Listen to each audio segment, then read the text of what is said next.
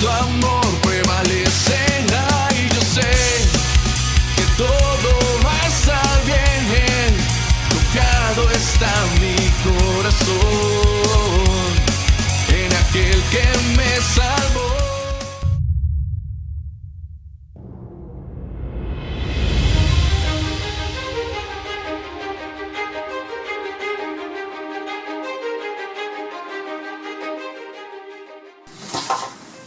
Hoy se habla mucho de los algoritmos, ¿no?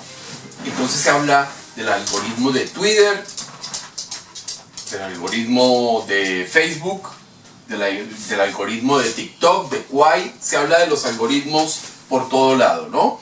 Y entonces uno hace, por ejemplo, una encuesta en Twitter y le dicen, no, es que el algoritmo no permite que llegue a toda la gente que puede ver esa encuesta, sino solo a los que coinciden con usted, ¿no? ¿Qué es un algoritmo?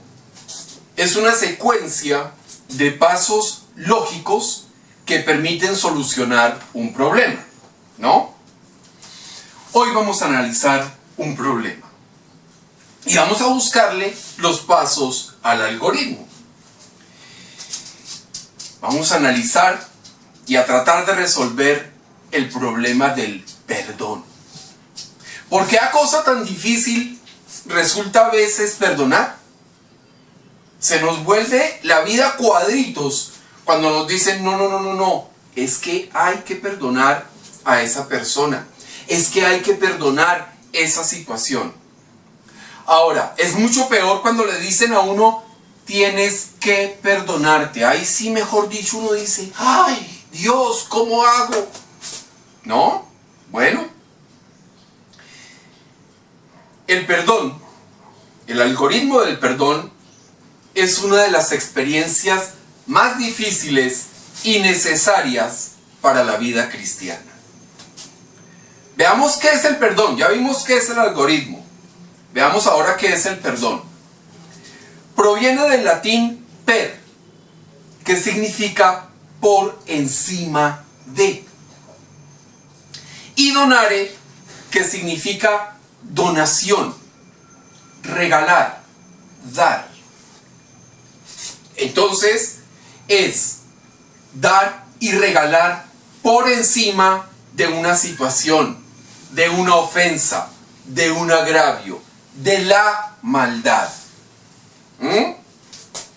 Entonces, en resumidas cuentas, es una condonación o la remisión de una ofensa. Es eximir al culpable de la obligación. ¿Y por qué es tan importante el perdón para nosotros los cristianos? Porque si yo no eximo al culpable, quiere decir que le voy a cobrar la ofensa. Y cuando yo cobro una ofensa, me estoy vengando.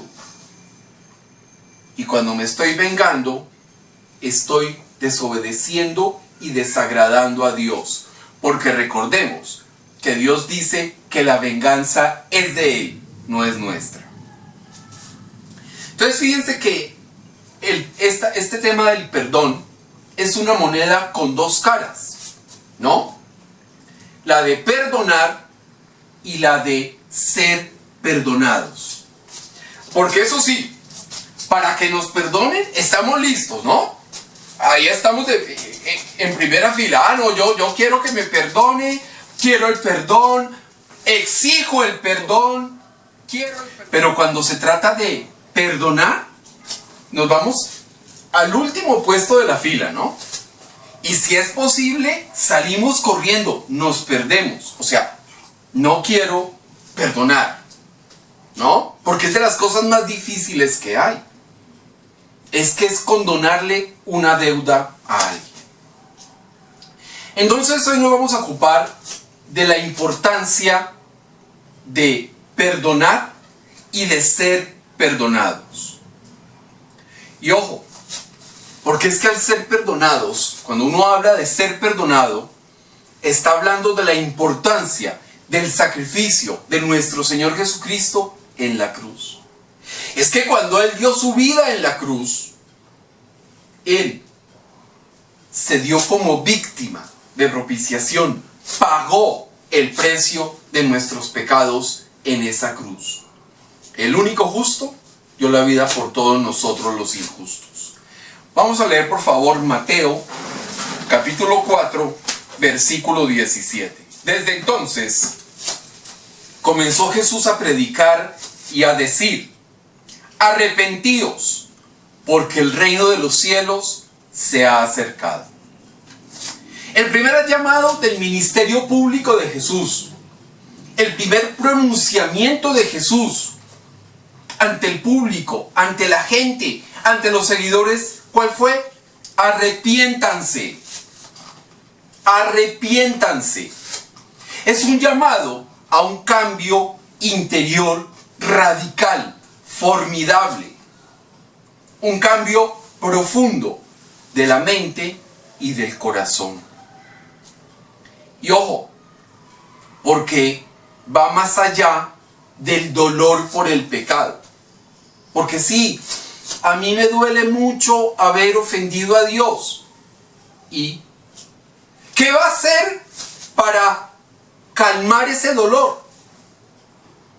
Cuando yo ofendo a mis padres y me duele, no solo me puedo quedar en, ay, sí, me duele mucho, Señor. Ajá, ¿y qué? Tiene que haber algo más, ¿sí? Tiene que haber por lo menos un compromiso de dejar de pecar, ¿sí? Tiene que haber un compromiso de no desviarse más del camino de Dios. No nos podemos desviar. Y si nos desviamos, no solo debe haber dolor. Otra parte importante es retomar el camino del que nos perdimos. Ese es el arrepentimiento. El arrepentimiento es experimentar un cambio en las percepciones, en las disposiciones y propósitos en la mente y en el corazón. Hay que cambiarlo. El arrepentimiento esencialmente es cambio. Implica dolor, claro. Implica vergüenza.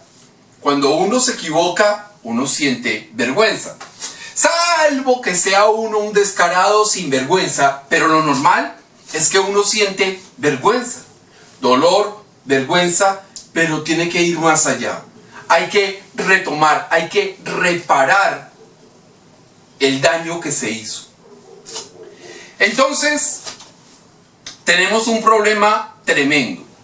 Y es que tenemos que arrepentirnos para ser perdonados. Sin arrepentimiento no hay perdón. Sin dolor, sin vergüenza y sin esa disposición a retomar el camino, no hay perdón de pecados. Y no hay perdón en la vida. Cuando yo me equivocaba con mi mamá, y me equivocaba mucho, yo iba y le pedía perdón. Ajá, ¿y qué más? Mi mamá me decía, pero ¿para qué lo perdono si usted vuelve a cometer el mismo error? Y sí, tenía razón. El perdón se opera, entra a funcionar cuando yo no solo siento dolor y siento vergüenza, sino que rectifico aquello en lo que me he equivocado. Entonces, la pregunta es, ¿existe un algoritmo para el perdón? La respuesta es sí. Y tiene 5 pasos lógicos y fundamentales que vamos a analizar a la luz de la palabra de Dios. 5 pasos que tiene el algoritmo del perdón.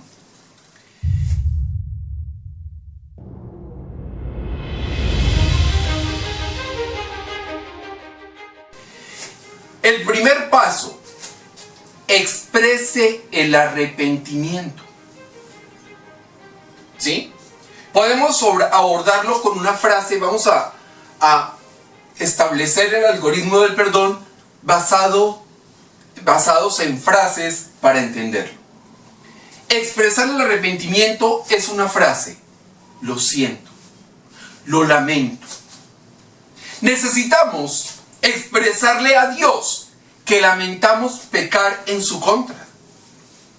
Al hacerlo, estamos manifestando que sabemos de nuestros errores, que hemos reflexionado y que hemos encontrado esos errores en nuestra vida. Y sobre todo, que estamos dispuestos a recorrer, a ejecutar en nuestra vida el algoritmo del perdón. Vamos a leer, por favor, Segunda de Crónicas, capítulo 7, versículo 14. Si se humillare mi pueblo, sobre el cual mi nombre es invocado, y oraren y buscaren mi rostro, y se convirtieren de sus malos caminos, entonces yo oiré desde los cielos, y perdonaré sus pecados, y sanaré su tierra. Recordemos un momento en el que hemos descubierto que fallamos. Recordemos ese momento cuando dijimos: uy, me equivoqué, uy, la embarré, ¿cómo dije eso? ¿Cómo hice eso? Y entonces, cuando nos damos cuenta que nos equivocamos, decidimos poner cara de perritos regañados, ¿no? Ay, esa carita de yo no fui, pero sí fuimos. Y entonces vamos hasta donde está la persona que ofendimos, ¿no es cierto? Y le decimos: lo siento. Es una manifestación de lo que sentimos. Lo siento. Esta es la humillación, primera parte de la humillación que Dios pide de nosotros por el pecado. Ir como perritos regañados ante Él a decir: Señor, lo siento. ¿Sí? Manifestarlo en oración. Manifestar: oye Señor, lo siento, en oración. Pero también en actitud. Porque uno ve personas que dicen: ay, sí, lo siento, me equivoqué. Bueno, lo sentirá quién sabe quién, porque el que está diciendo así no está sintiendo que se equivocó. Hay que manifestarlo en actitud, en mente, en corazón y en cuerpo. O sea, con todas las ganas hay que manifestar que sentimos dolor y tristeza por haber cometido el pecado o los pecados. Y fíjense que dice ese versículo que acabamos de leer: cuando nos humillamos, Dios nos oye, Dios nos perdona y Dios sana. Por eso cuando oramos por nuestro país, cuando oramos por nuestra nación, hay que pedirle a Dios que nos ayude a llegar al arrepentimiento. Porque cuando Dios escucha el arrepentimiento sincero de su pueblo, Dios sana esa tierra, sana ese pueblo, sana esa nación.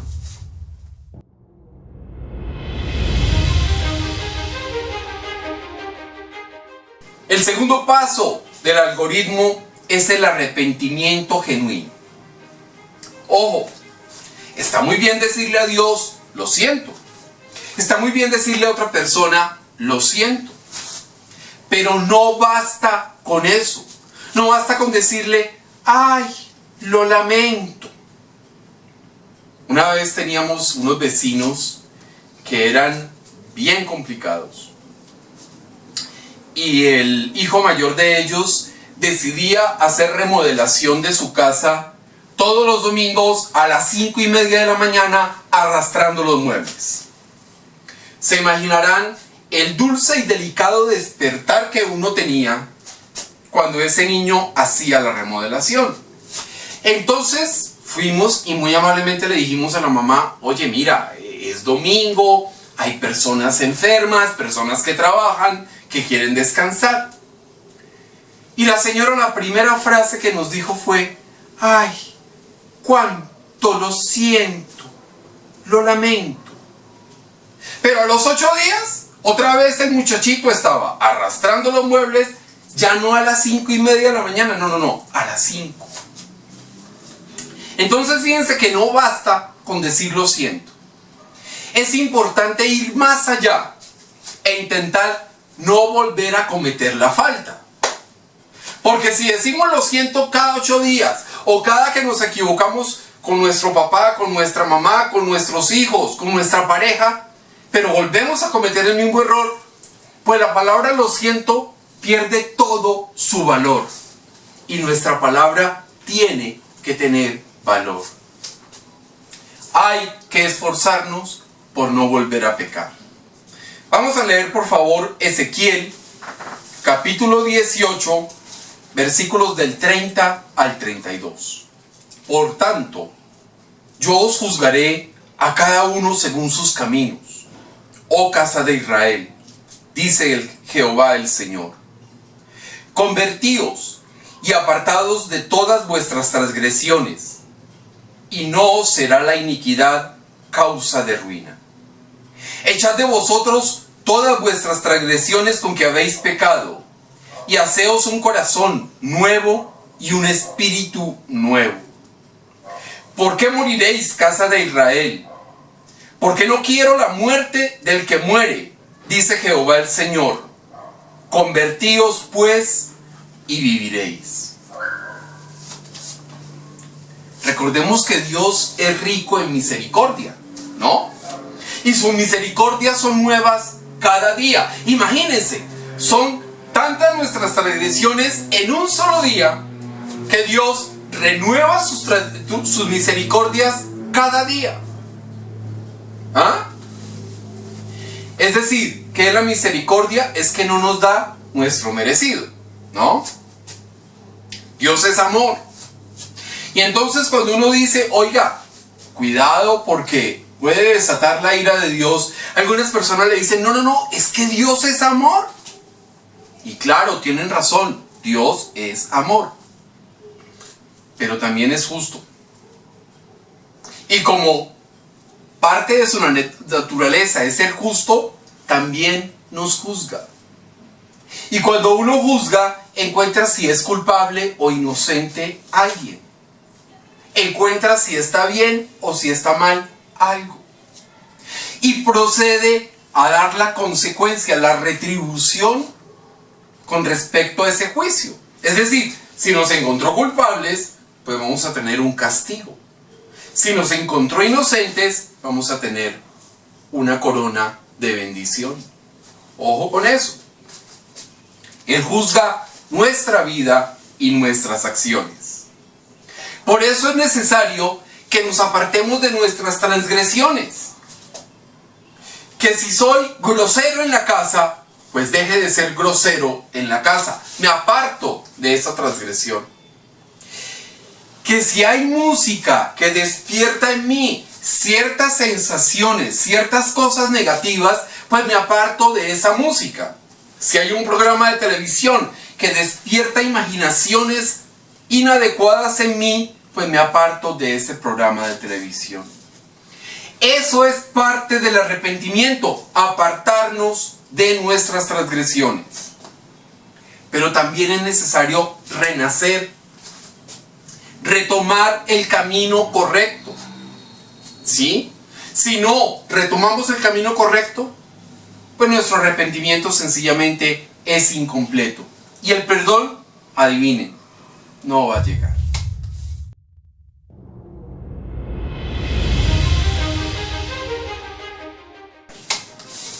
El tercer paso del algoritmo del perdón: acepte la responsabilidad.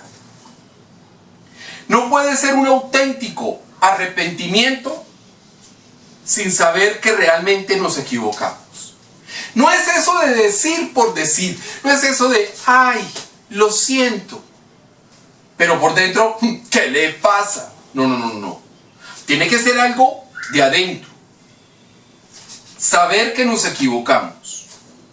Miren, sin reconocer en qué nos equivocamos y cómo fallamos, o en qué y cómo pecamos, pues no hay ni arrepentimiento ni perdón. La frase que resume este paso es: me equivoqué. Un reconocimiento real y sincero de que hicimos mal. No solo es lo siento, porque lo siento es una situación interna.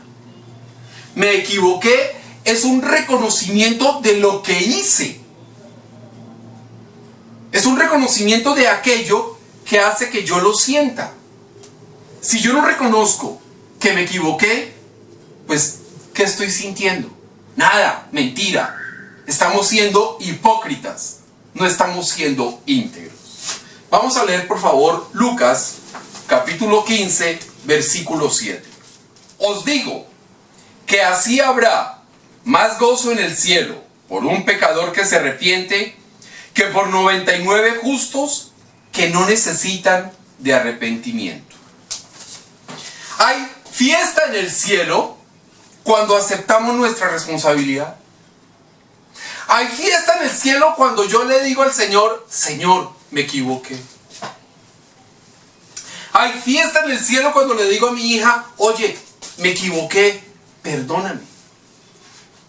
Hay fiesta en el cielo, cosa que no va a pasar cuando le digo a mi yerno, me equivoqué. Eso no pasa, yo no me equivoco con mi yerno, ¿no? Pero podría pasar, ¿no? Cristo dice, hay mucho gozo por un pecador que se arrepiente. Genera más regocijo un pecador arrepentido que 99 que no necesitan arrepentirse. El problema real es quién encuentra esos 99 que no necesitan arrepentirse. Todos los seres humanos necesitamos del arrepentimiento. Todos los seres humanos necesitamos decir, lo siento, y expresar y sentir auténticamente el arrepentimiento y decir, me equivoqué.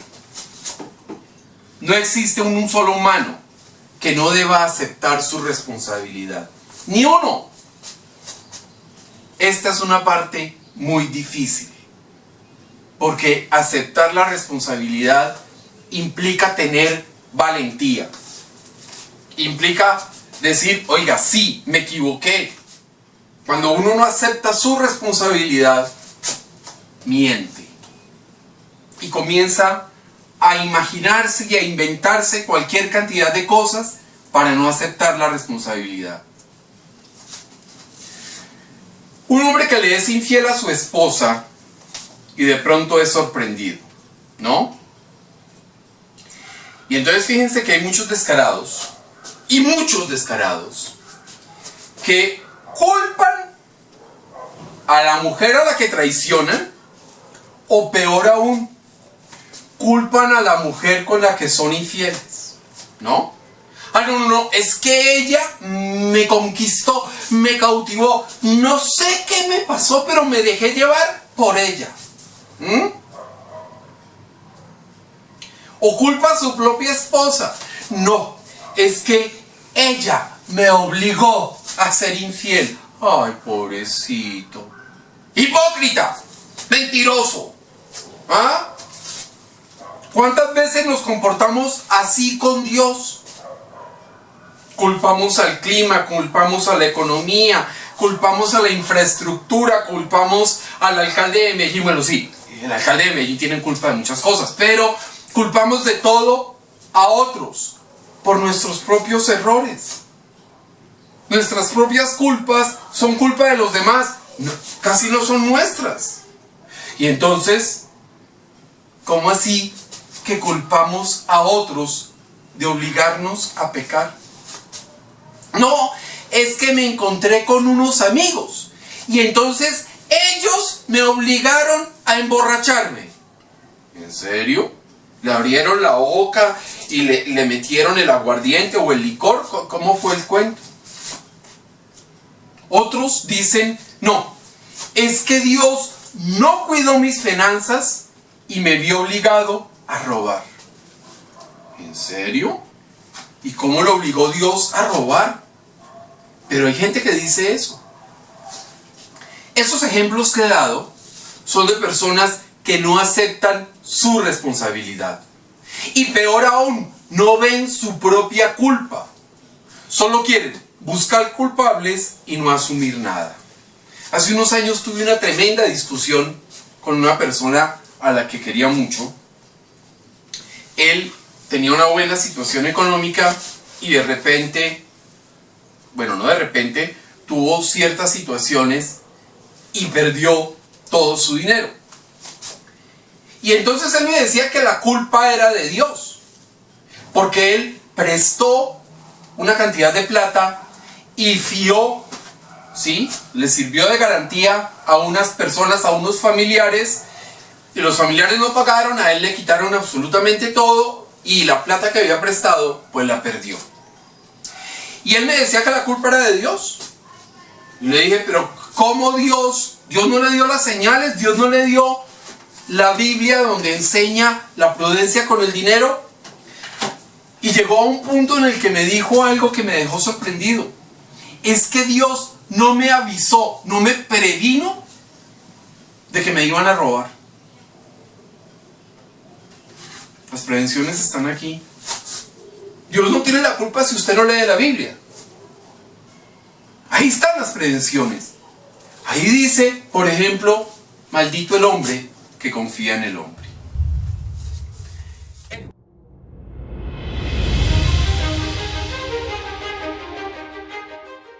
El cuarto paso del algoritmo del perdón es restituir. Este es un paso muy importante en el algoritmo del perdón. Consiste en devolver algo a quien lo tenía antes. También es poner algo en el estado que tenía antes. Por ejemplo, cuando se calumnia, se injuria a alguien, restituirlo es rectificar las palabras que se dijeron. Así se restituye, por ejemplo, al agraviado, restituyéndole la honra, la dignidad, el nombre y el honor. Hay cosas difíciles de restituir. Cuando rompo la honra de alguien, por más que trate de arrepentirme y de enmendar lo que dije de esa persona, la honra ya quedó desvencijada, como quebrada, como a punto de romperse. Entonces, cuando tenemos una situación que necesitamos restituir, hay una frase que resume esto. ¿Qué puedo hacer para arreglarlo? ¿Qué puedo hacer para arreglar el haber perdido mi tiempo durante varios meses y no estudiar o no trabajar? ¿Qué puedo hacer para restituir que ofendí a mis padres? ¿Qué puedo hacer para restituir aquello de que no honré a Dios como Padre? ¿Qué puedo hacer para arreglarlo? Y es una cosa que siempre tenemos que pensar cuando le pedimos perdón a Dios. ¿Qué puedo hacer para arreglarlo? Ahora, no tenemos que preguntarle a Él, oye Señor, ¿qué puedo hacer para arreglarlo? No, debe salir de nosotros. ¿Qué puedo hacer para arreglar ese pecado que cometí? Una vez, Jesús pasó por Jericó. Y un personaje muy aborrecido llamado Zaqueo quiso ver quién era Jesús, ¿no? Y resulta que Zaqueo, normalmente uno se imagina a los saqueadores y a Zaqueo grande. No. Era un pitufito, una cosita chiquitiquitica. Era una tachuela, ¿no? Y entonces para poder ver a Jesús, se subió a un árbol. Y Jesús lo vio y le dijo, bájate de ahí e invítame a tu casa. Y entonces cuando vieron eso, todos los que estaban ahí murmuraron, ¿sí ve a ese metiéndose con el tal Zaqueo? ¿Sí? ¿Sí ve a ese metiéndose con ese criminal, delincuente, cara de no sé qué? Porque Jesús iba a entrar a la casa de un pecador, Zaqueo. Pero esa conducta de Jesús, de entrar a la casa de un pecador, fue transformadora. Zaqueo era un explotador. Era de esos que quería que la gente trabajara 26 horas al día de las 24 posibles. Era un tipo que le sacaba hasta el último centavo al que le debía. Y además con propina, ¿no? Era un criminal con la gente. Y resulta que eso cambió. Vamos a leer por favor Lucas capítulo 19 versículo 8. Entonces Zaqueo, puesto en pie, dijo al Señor: He aquí, Señor, la mitad de mis bienes doy a los pobres, y si en algo he defraudado a alguno, se lo devuelvo cuadruplicado. Lo que dijo Zaqueo en ese momento, lo que le dijo Zaqueo al Señor fue: ¿qué puedo hacer para arreglar mis errores? ¿Qué puedo hacer para enmendar mis faltas? ¿Sí? Y Zaqueo no le preguntó al Señor, o sea, no le dijo: ay, Señor, mira, ¿qué hago? No. Zaqueo lo pensó, evaluó y encontró la respuesta. Voy a devolver lo que me he robado. ¿Sí? Voy a dar la mitad de mis bienes a los pobres. Y de pronto se quedó cortico, ¿no? De pronto no era la mitad de sus bienes que les había robado o esquilmado a los pobres, sino el 70-80%. Pero bueno, iba a devolver la mitad. Y si en algo había defraudado a alguno, fíjense, dijo: se lo devuelvo cuadruplicado. Él pensó y encontró la respuesta. Encontró que la mitad de sus bienes iban para los pobres. Y a los que había explotado, defraudado y engañado, a ellos les iba a devolver eso cuadruplicado. Eso se llama restitución.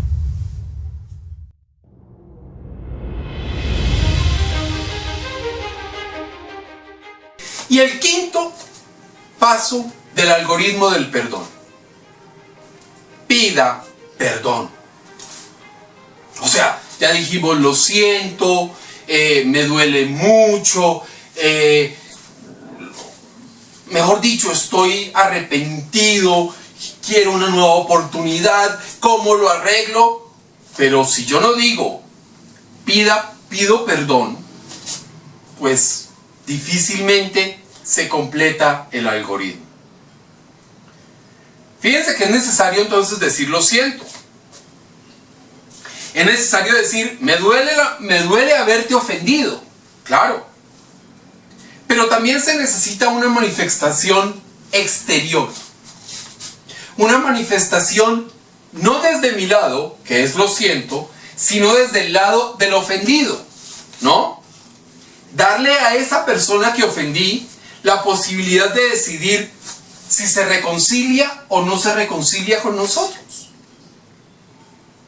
El perdón es fundamental para nosotros los cristianos, pero los que no son cristianos deben tener la oportunidad de decidir, de elegir si perdonan o no perdonan.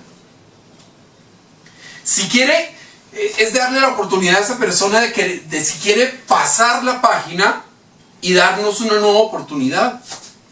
O si sencillamente quiere pasar la página y no volver a saber nada de nosotros. Eso también es potestad del agredido. La clave de este paso es: perdóname, por favor. Después de decir: lo siento, me equivoqué, lo lamento, ¿cómo lo reparo?, tenemos que decirle a Dios: oye, Señor, perdóname, por favor. Perdóname. Porque si Él no nos perdona, ¿quién nos va a perdonar? ¿Quién tiene el poder de perdonarnos? Solo Dios. Los cristianos somos exhortados a perdonar. Y Dios nos dice que al confesar nuestros pecados, Él es fiel y justo para perdonarnos, ¿no? O sea, Él nos perdona. Lo importante es dar este paso y pedir perdón sin temor. Puede que la gente el que no sea cristiano, o incluso algunos cristianos, decidan no volver a dar una oportunidad. ¿Sí? Pero lo cierto es que Dios, cuando le pedimos perdón, no tengamos temor, porque Él nos perdona. Vamos a leer, por favor, Proverbios, capítulo 28, versículo 13. El que encubre sus pecados no prosperará, mas el que confiesa y se aparta alcanzará misericordia. No ocultemos nuestros pecados ni nuestras fallas. Con Dios no tenemos que ocultar absolutamente nada, además porque sería una torpeza. El dueño de todo y el que todo lo ve, a Él no le vamos a ocultar nada. Cuando nosotros le confesamos un pecado a Dios, es que nosotros nos dimos cuenta, pero Él hacía rato se dio cuenta del pecado que cometimos. Entonces, no ocultemos nuestros pecados. Al contrario, confesémoslos.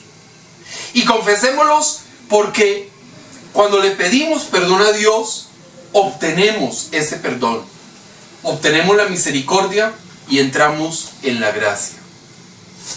Entonces, sigamos los pasos del algoritmo del perdón. Expresemos el arrepentimiento, que sea genuino. Aceptemos la responsabilidad. Busquemos restituir. Démosle al otro la oportunidad de perdonar. Digamos, lo siento. Digamos, me equivoqué. Y digamos también, ¿cómo lo puedo arreglar? Pero sobre todo, digámosle a la gente, pero sobre todo a Dios, digámosle la palabra más hermosa después de la palabra Jesús. Digámosle perdón. Pero tu amor prevalecerá y yo sé que todo va a estar bien. Confiado está mi corazón.